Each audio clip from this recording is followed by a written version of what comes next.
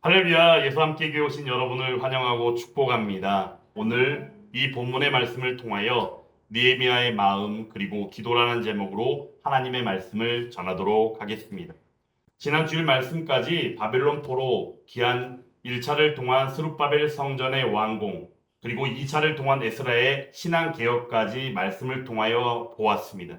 이제 바벨론 포로 귀환 3차에 대한 말씀으로 들어갑니다. 바벨론 포로 귀환 3차에 지도자로 세워진 이는 바로 느헤미야입니다. 오늘 본문의 말씀을 기록한 인간 저자가 바로 또한 느헤미야이기도 합니다. 느헤미야라는 그 이름의 뜻이 무엇인지 우리가 먼저 알 필요가 있다면 그 의미는 바로 여호와 하나님께서 위로하신다라는 의미를 가지고 있습니다. 그러므로 느헤미야를 통하여 하나님의 위로가 있고 또한 하나님의 위로 가운데 주시는 그 능력 안에서 3차 기한의 지도자로 세워지고 그 안에서 또한 예루살렘의 성벽을 재건하는 임무를 감당하게 되어지는 것입니다. 사실 예루살렘 성벽을 재건하는 데 그치는 것이 아니라 느헤미야서 말씀 하반 뒷부분에 가보면 우리가 또한 보게 되겠지만 실제 하나님의 말씀 안에서 또한 신앙을 개혁하고 다시금 신앙 안에서 바로잡고 나아가는 모습들도 우리는 또한 발견하게 됩니다. 어찌됐건 간에 느헤미야서를 통하여 하나님의 풍성한 위로가 있고 또한 그 안에서 하나님의 역사심 가운데 회복의 역사가 포로기한 3차 속에서 성벽을 재건하는 역사로 나아가게 될진데 그 일련의 대장정의 역사를 하나님의 말씀을 통하여 하나님의 풍성한 은혜 가운데 함께하는 우리 모두가 될 수 있기를 주님의 이름으로 축원합니다. 오늘은 그 서두의 내용입니다. 우리는 살면서 수많은 소식들을 접합니다. 그 소식들은 우리들 자신들에게 직접적이 되기도 하고 또한 그다지 체감되지 않는 간접적이거나 아무 상관없어 보이는 소식들도 있기도 합니다. 그리고 또한 소식을 들었을 때의 반응도 다양하게 나타납니다. 듣는 순간 눈물이 나는 안타깝고 슬픈 소식도 있을 수 있지만 듣는 순간 환호성이 저절로 나오는 기쁜 소식이 있기도 합니다. 아마도 어느 누구든지 기왕이면 한이에 찬 기쁨의 소식이 들려지기를 기대할 것입니다.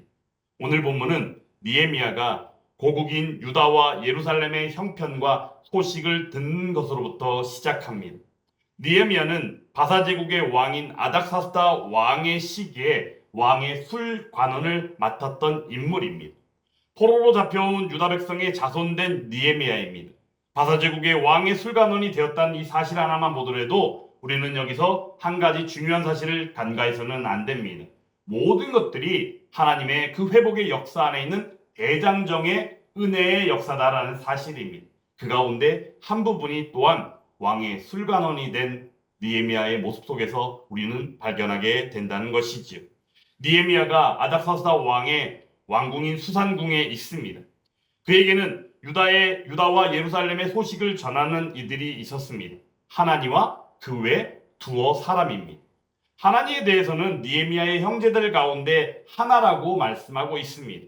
아마도 느헤미야와 형제, 친형제 아니면 일가 칠척 정도 되는 아주 가까운 인물이었을 것입니다.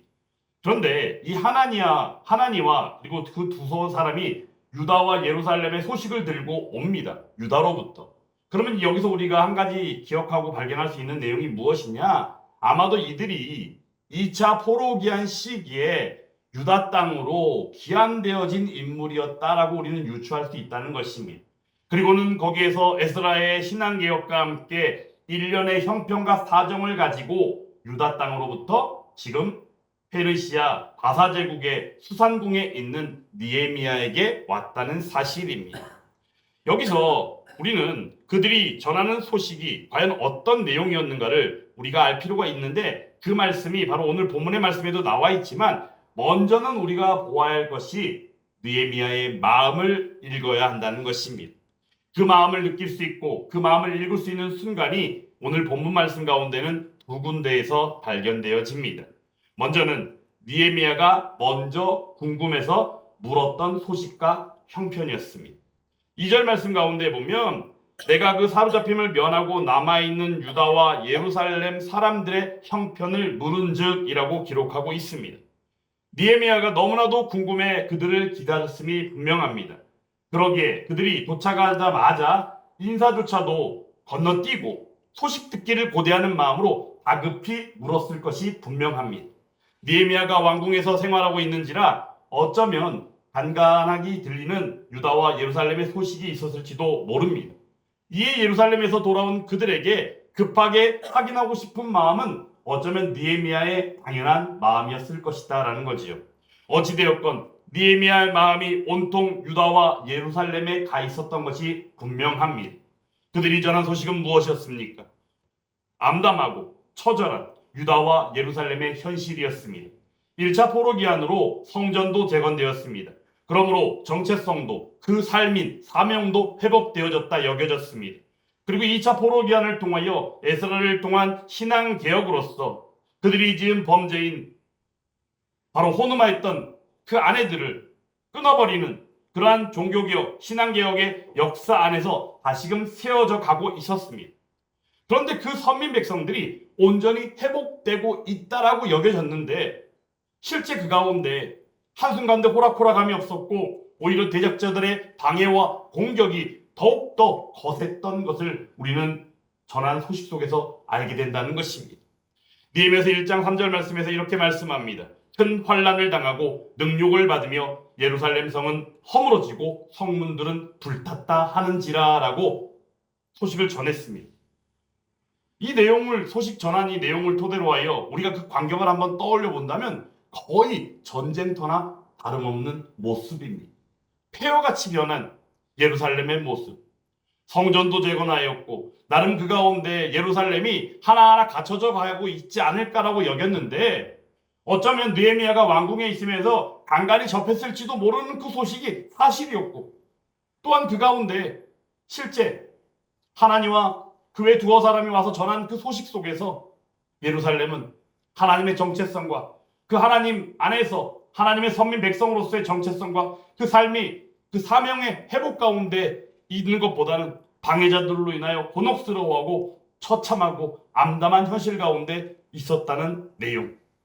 사로잡힘을 면하고 남아있는 자들이 과연 누구입니까? 포로에서 기한되어진 기한자들입니다.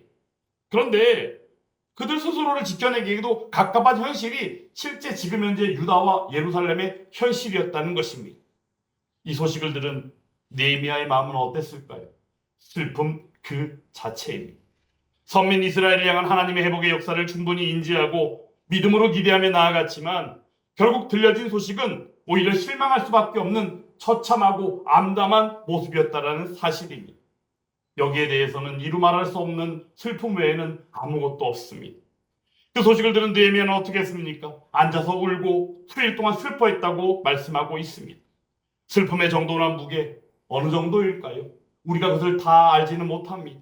하지만 오늘 이 말씀을 통하여 이 느헤미야의 마음이 무엇인지를 말씀을 통하여 본바 성령께서 주시는 마음을 통하여 그 마음이 우리들의 마음이 될 수 있기를 주님의 이름으로 축원합니다.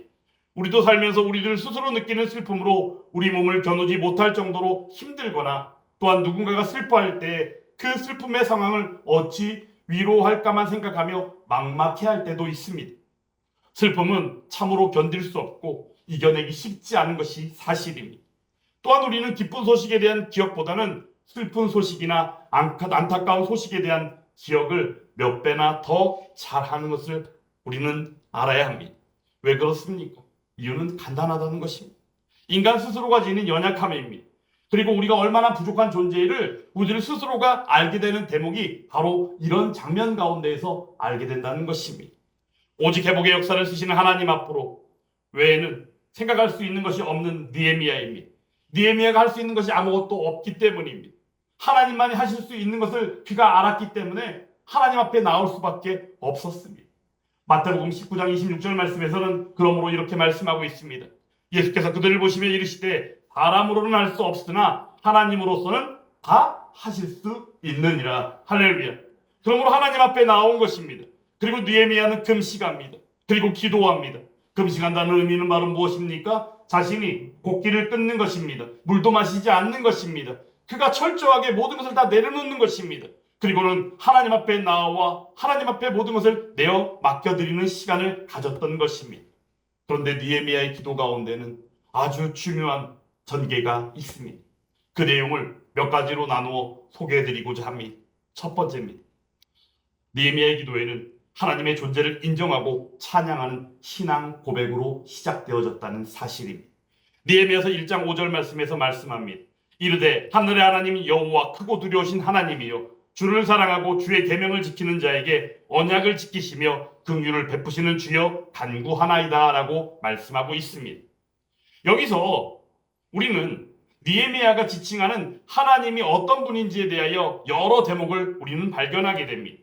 첫 번째로 하늘의 하나님입니다. 하늘의 하나님을 통하여 우리는 보게 됩니다. 연약하고 부족한 인간과는 절대 비교할 수 없는 초월하시는 우리의 하나님이라는 사실을 알게 됩니다. 그리고 두 번째로 크고 두려우신 하나님이라는 이 호칭을 통하여 우리는 무엇을 알게 됩니까? 하나님 앞에 어느 누구도 떳떳하게 설 수 없는 그 자체로 영광 되신 우리의 하나님이시며 전지전능하시며 온 천지 만물을 통치하시는 우리의 하나님을 알게 된다는 사실입니다. 그리고 세 번째로는 언약을 지키시는 하나님입니다. 반드시 이루시고 지키시는 신실하신 하나님인 것이죠. 시편 105편 8절에서 10절 말씀에서는 그러므로 이렇게 말씀하고 있습니다. 그는 그의 언약 곧 천대에 걸쳐 명령하신 말씀을 영원히 기억하셨으니 이것은 아브라함과 맺은 언약이고 이삭에게 하신 맹세이며 야곱에게 세우신 율례 곧 이스라엘에게 하신 영원한 언약이라 라고 말씀하고 있습니다. 그 언약이 결국은 바로 느헤미야가 기도하는 가운데 아래는 그 하나님 안에서 본 바 귀한 자들 유다와 예루살렘 가운데 있는 예루살렘 가운데 있는 이스라엘 백성들을 향한 언약이라는 사실입니다. 그리고 그 언약이 결국은 지금 예배를 드리고 있는 저와 여러분들 가운데 바로 고백되어진 바 하나님께서 주신 언약인 줄 믿습니다. 시편 121편 3절에서는 또한 이렇게 말씀합니다. 그러므로 여호와께서 너를 실족하지 아니하게 하시며 너를 지키시는 이가 졸지 아니하시리로다 라고 말씀하고 있습니다. 그러므로 하나님의 언약 안에서 그 언약을 반드시 지키시고 이루시는 우리의 하나님이십니다. 그리고 그 일을 위하여 우리를 실족하게 그대로 내버려 두시는 것이 아니라 졸지도 아니하시고 우리들을 위하여 끝까지 지키시고 일하시는 우리의 하나님. 그런 하나님을 바로 신앙 고백으로 기도 가운데 시작하고 있다는 사실입니다. 그리고 긍휼을 베푸시는 하나님을 이야기합니다. 이 여기서 말하는 긍휼은 바로 무엇입니까? 감당할 수 없는 크신 사랑입니다.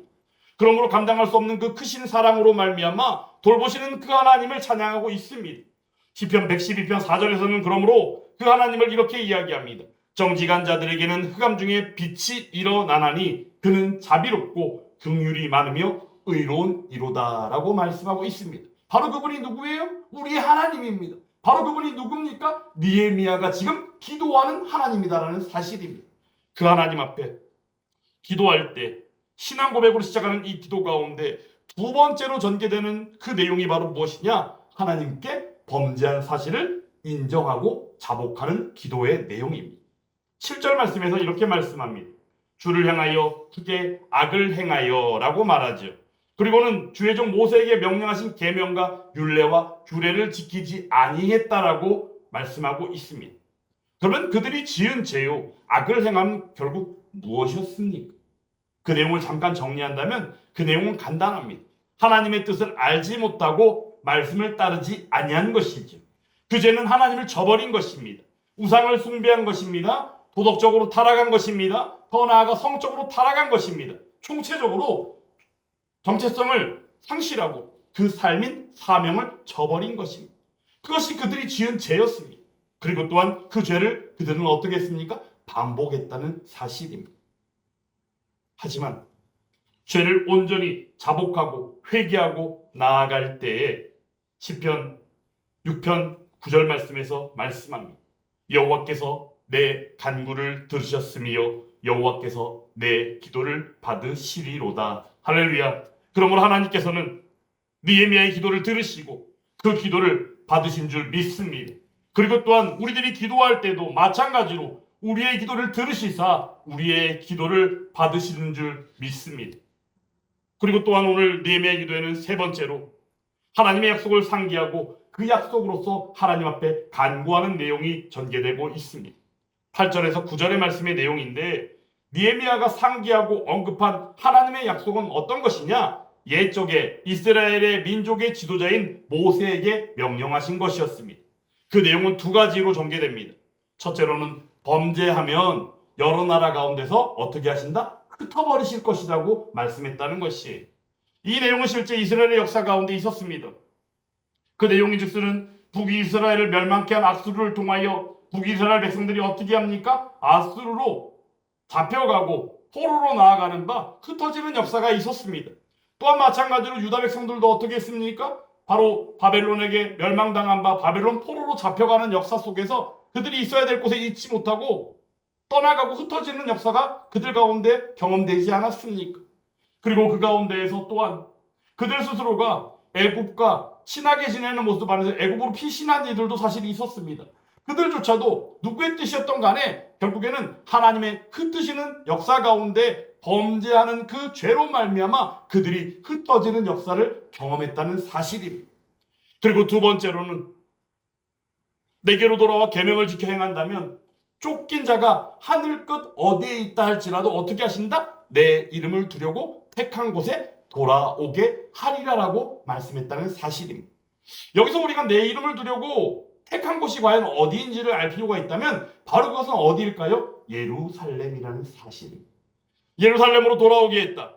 결국에는 하나님의 언약 가운데 회복의 역사 가운데 바로 1차 포로기한, 2차 포로기한, 3차 포로기한을 통하여 그 회복의 역사를 반드시 지키시는 우리의 하나님이 아니십니까? 그러므로 이 약속을 상기하며 바라는 기도 가운데 느헤미야는 지금 하나님 어찌됐건 범죄한 그들을 불쌍히 여기시고 용서해 주세요. 도와주세요. 이런 내용의 기도만일까요? 근데 여기서 우리는 한 가지 중요한 사실을 기억해야 합니다. 하나님 약속이라는 그 신실하심 안에서의 바로 그 약속을 성취하시는 하나님 앞에 기도하는 내용이었다는 사실입니다. 그러므로 우리는 그 약속을 잊어서는 안 됩니다. 하나님을 믿고 하나님 안에 있다면 우리는 반드시 하나님께서 이스라엘을 향하여 주신 약속과 또한 그 가운데 신앙생활하며 나아갈 때 나 자신에게 베푸신 하나님의 그 약속을 우리는 반드시 기억해야 한다는 것입니다. 그 약속의 대부분은 하나님의 말씀인 그 계신 성경 가운데에 드러나 있습니다. 그리고 또한 우리가 기도할 때 믿음으로 나아갈 때 하나님께서는 그러한 일들을 우리들의 인생 가운데 각자의 삶 가운데 반드시 드러내 보이실 줄 믿습니다. 이것이 바로 하나님께서 주신 은혜이고 약속의 이루심이라는 사실입니다. 그리고 네 번째로는 구원의 영속성을 확신하는 기도였다는 사실입니다. 3절에 사로잡힘을 면하고 남아있는 자들이라는 표현이 있죠. 근데 그들이 지금 어떠합니까? 큰 환난을 당하고 능욕을 받고 있는 자들이기도 합니다. 그런데 그들을 오늘 10절 말씀에서는 누구다라고 말하고 있습니까? 하나님께서 구속하신 주의 종들이다라고 말합니다. 그리고 결국은 그들이 누굽니까? 주의 백성이라고 느헤미야는 이야기하고 있습니다. 그러므로 여기서 우리는 하나님께서만이 하시는 그 구원에 대하여 기억해야 합니다. 그리고 그 구원을 신실하심으로 지키시고 반드시 지켜내시고 이루어 가시는 하나님을 우리는 기억해야 합니다. 그러므로 그 하나님을 기억하며 하나님 앞에 아뢰며 기도하고 있는 느헤미야인 것입니다. 그러므로 그 느헤미야의 기도는 무엇입니까? 속히 하나님의 구원을 이루어 가옵소서, 이 내용이라는 사실입니다. 그러므로 구원의 영속성을 확신하는 기도, 바로 그 기도가 느헤미야의 기도였다는 사실입니다. 그리고 마지막 다섯 번째 내용입니다. 11절 말씀 가운데 그대로 나타나 있는데 3절 앞에서 언급한 바 아닥사스다 왕의 술 간원이 된 것도 하나님의 장중한 역사 속의 한 부분이라고 여러분들에게 말씀드렸지요. 그런데 왕의 술 간원으로서 아닥사스다 왕의 마음이 감동케 되어지는 그 일들 가운데 하나님께서 그 일들을 이루시고 회복의 여정을 이끌어 가실 하나님께서 온전히 느헤미야를 도구로서 사용하시기를 간구하고 있는 느헤미야의 기도다라는 사실입니다. 여기서 우리는 중요한 부분을 발견해야 됩니다. 요즘 오찬양 예배 가운데 계속할 그리스도인의 삶에 대하여 말씀을 전하고 있는데 그 가운데 자기를 부인하는 삶, 자기 부인하는 삶을 살다라는 그리스도인에 대해 말씀을 전하지 않았습니까? 오늘 이 시간 도구로 사용되기를 원합니다. 도구로 쓰임받기를 원합니다. 하나님이 중차대한 상황 가운데 하나님이 이루실 일 가운데 그 일을 감당하기 원합니다라는 그 간구가 느헤미야의 기도의 마지막 기도의 간구였다는 사실. 그래서 여기는 우리는 한 가지 중요한 부분을 발견해야 됩니다. 바로 자기를 부인하고 온전히 모든 것을 내려놓고 하나님 앞으로 나아가 도구로 쓰임받기를 원합니다라는 기도가 느헤미야의 기도였다는 사실입니다. 자기 부인은 결국 무엇이었습니까? 자기 부인은 하나님께서 나의 주인이 되신 것입니다. 그리고 나는 오직 하나님의 영광을 위하여 살아가는 것입니다. 그리고 나는 나보다는 남을 오히려 높이 여기며 낮게 여기며 그를 사랑하고 배려하며 그 일들을 위하여 쓰임받는 것입니다.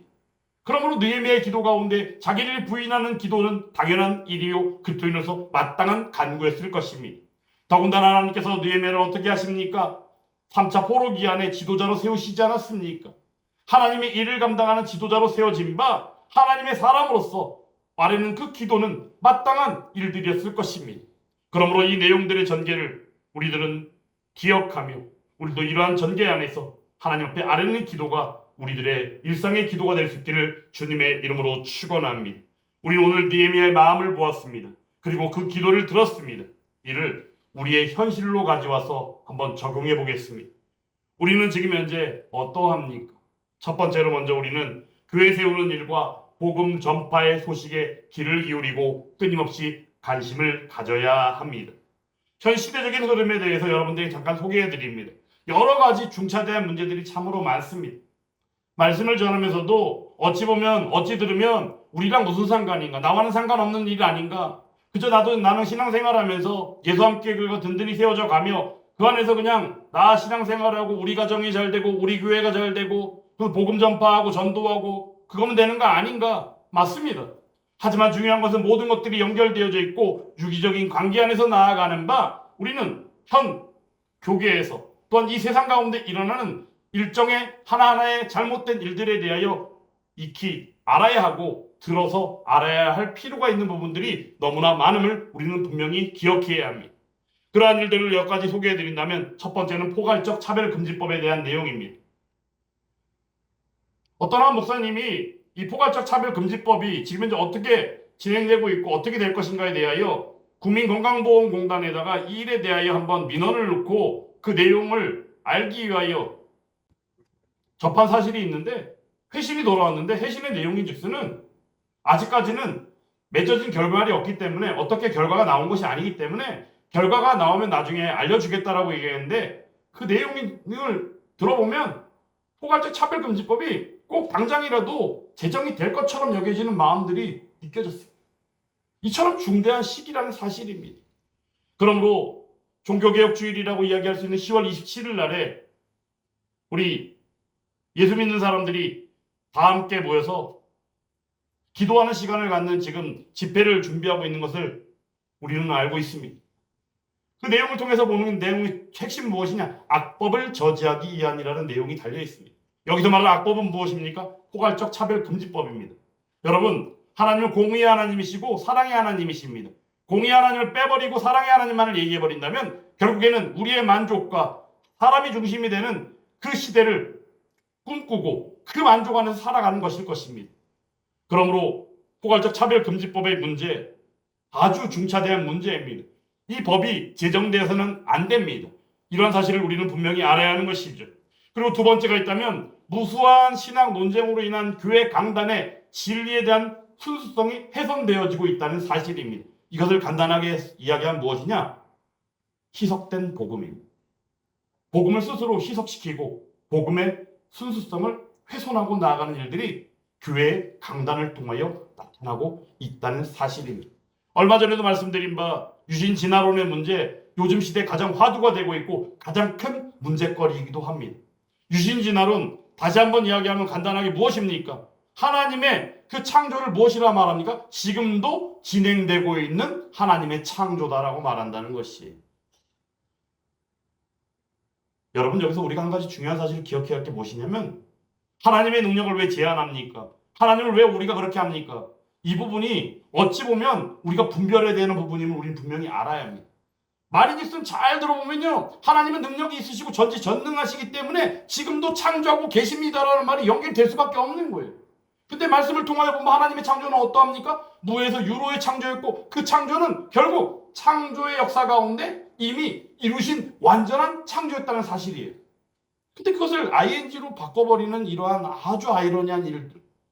그리고 그들은 이야기합니다. 아담이 누구다? 인류의 최초인 것이 하나님의 언약 안에서 가능한 일이고, 실제로는 아담 이전에 선행 인간이 있었을 것이다라고 말하는 거예요. 결국 뭐예요? 하나님 말씀을 이미 확 바꿔버린 거잖아요.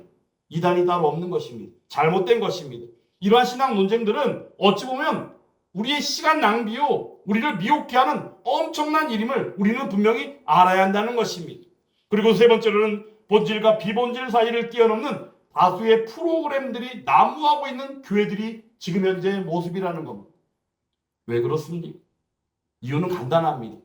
사람들이 교회를 안 와요. 사람들이 예배를 안 드려요. 사람들이 편한 것만 좋아해요. 사람들이 자기에게 뭔가 유익이 있는 것만을 바라요. 그러다 보니 교회가 앞장서고 있는 것입니다. 세상에 하고 있는 일들, 여러 가지 일들, 그 가운데 대표적인 것이 있다면 문화교실, 이런 것들이죠. 할 수만 있다면 그러한 것들을 하는 것 자체가 문제라고 여기진 않습니다. 그럼에도 불구하고 인간은 어떠합니까? 항시 문제가 되는 것이 무엇이냐? 순서를 잃어버린다는 것이. 얼마 전에도 말씀을 전할 때 어떤 제목으로 말씀을 전했습니까? 우선순위를 상실하고 얻는 열매라는 제목으로 말씀을 전했습니다. 그 가운데 그 얻는 열매는 무엇이었습니까? 얻는 열매는 없는 거다, 마찬가지다라고 말씀을 드렸어요. 결국엔 수고했지만 그들이 얻은 것은 무엇이었습니까? 헛되고 헛된 바 아무것도 없습니다. 오히려 마이너스일 수도 있다는 사실입니다. 그러한 것들을 꿈꾸고 그러한 프로그램들이 난립하고 난무하는 교회, 요즘 시대 우리의 트렌드가 되어버린 지 오래라는 사실입니다. 그리고 네 번째로는 복음이 말하는 구원을 재해석하는 사회적 구원론의 접근이라는 사실입니다. 사회적 구원론의 접근은 어찌 보면 유대인들의 모습 가운데 있었습니다. 그들은 정치적인 메시아를 기대했습니다. 하지만 예수님이 와서 전하는 천국 복음은 전혀 그들이 생각한 바는 달랐던 것입니다. 그러므로 그들은 어떻게 했습니까? 예수님을 시험하고 힐난하고 조롱하며 십자가에 못 박아 죽이기까지 하는 자들이 바로 그들이 아닙니까? 그런데 이 시대 가운데 이 구원의 의미를 잘못된 방향으로 해석해서 결국은 그 구원을 사회적 구원 방식으로 바꾸어버리는 요즘 시대 모습이 있다는 사실입니다. 하나를 소개해드립니다. 어떤 행사에서 한 목회자가 나와서 기도를 할 때 이런 내용으로 기도하는 것을 들었습니다.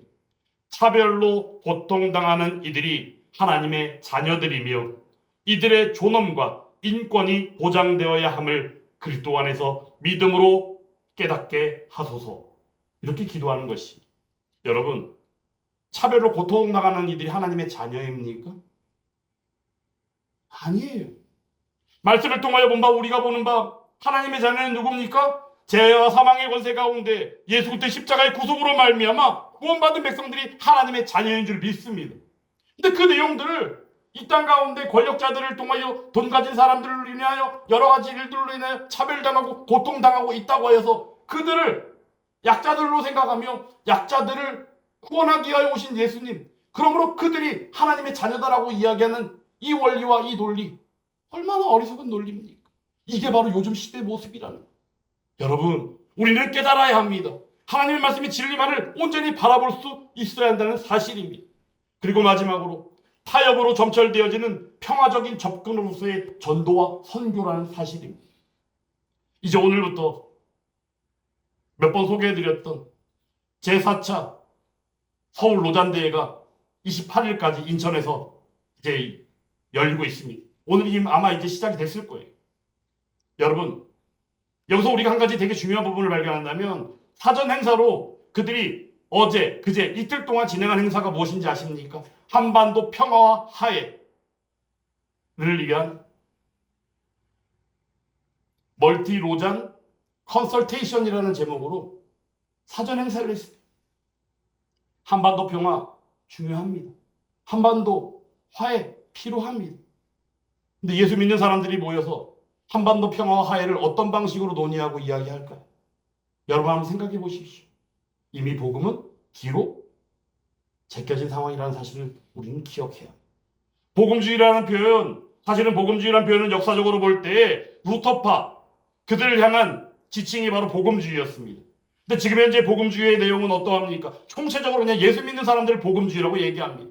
너도 나도 다 복음주의인 것이에요. 말만 들어보면 복음주의라는 말이 틀린 말이 아닙니다. 복음주의 좋은 말입니다. 유한겔리온 기쁜 소식이 아닙니까? 그러므로 기쁜 소식 안에서 함께하는 그 모습들이 결국은 나쁜 일은 결코 아닙니다. 그런데 중요한 것은 무엇입니까? 순수성을 훼손하고 이래도 좋고 저래도 좋고 하며 이런저런 방식 저런 방식을 다 받아들이면서 나아가는 일들 안에서 어찌 진리가 지켜지고 어찌 하나님의 말씀인 진리가 온전히 선포될 수 있을까요?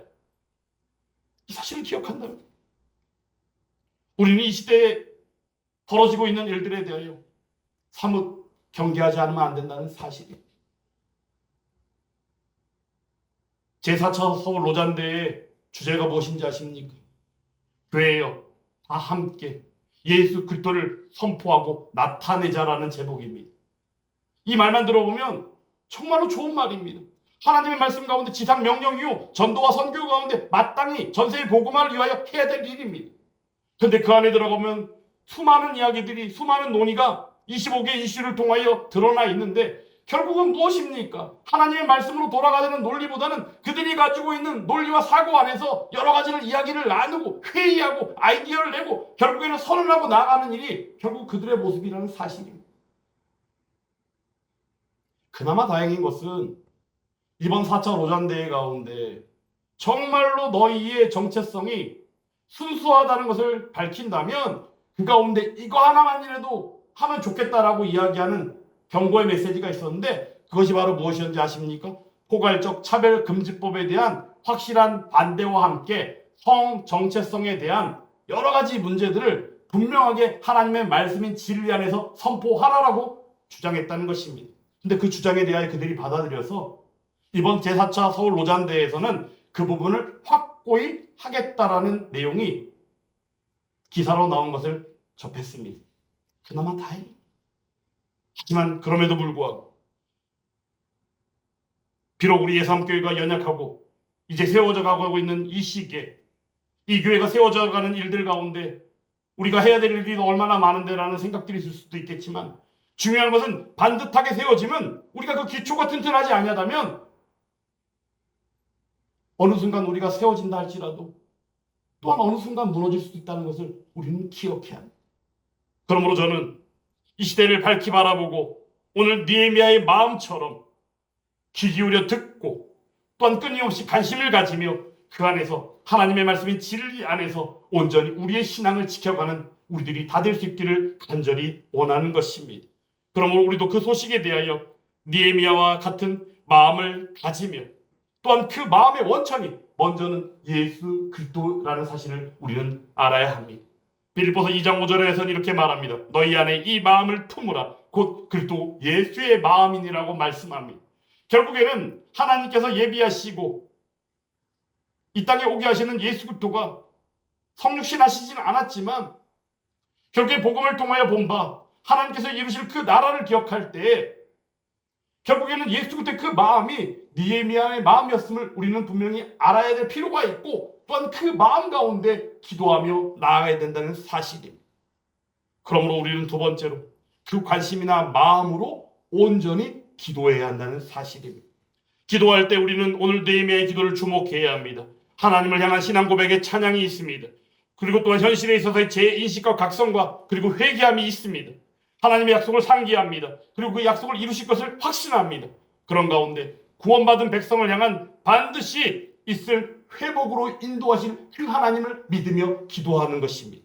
그리고 또한 그 안에서 우리는 이 모든 일들을 위하여 받은 바 그 은혜를 나아가 전하기에 부족하지 아니한 수단이요 도구가 될 수 있기를 결단하며 하나님 앞에 쓰임받기를 원하는 기도가 우리의 기도가 되어야 한다는 사실입니다. 미약합니다. 세우시는 교회입니다.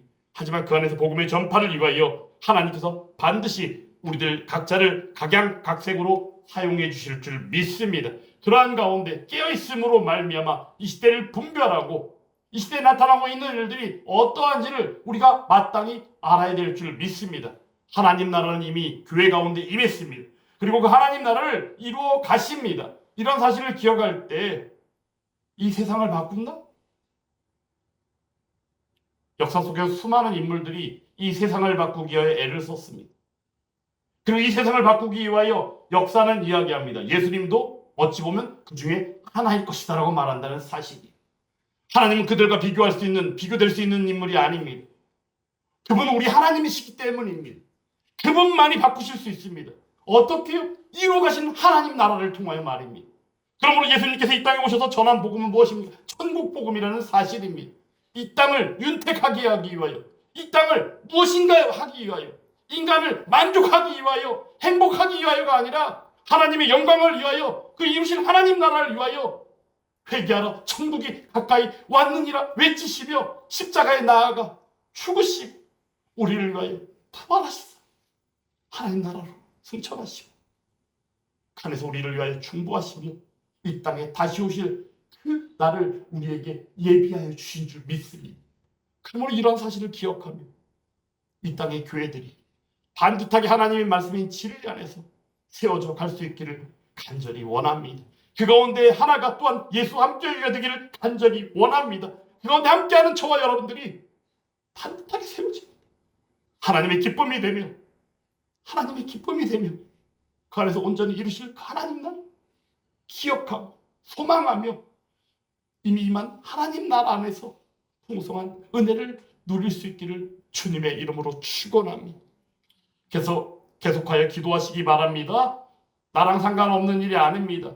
우리는 예수 그리스도와 이루실 그 나라를 기억하면 어떠한 일인지 다 우리의 기도 제목이라는 사실입니다. 오늘 느헤미야의 기도처럼 또한 방금 전에 적용하며 소개해드린 이 전체적인 이 내용 안에서 우리는 계속하여 기도하고 나아가야 된다는 사실입니다. 그때 하나님께서는 반드시 하나님의 뜻으로서 온전히 이루어 주실 줄 믿습니다. 그 일을 기대하며 한 주간도 승리하며 나아갈 때 하나님께서는 우리들에게 잘하였도다 나의 종아 말씀하시며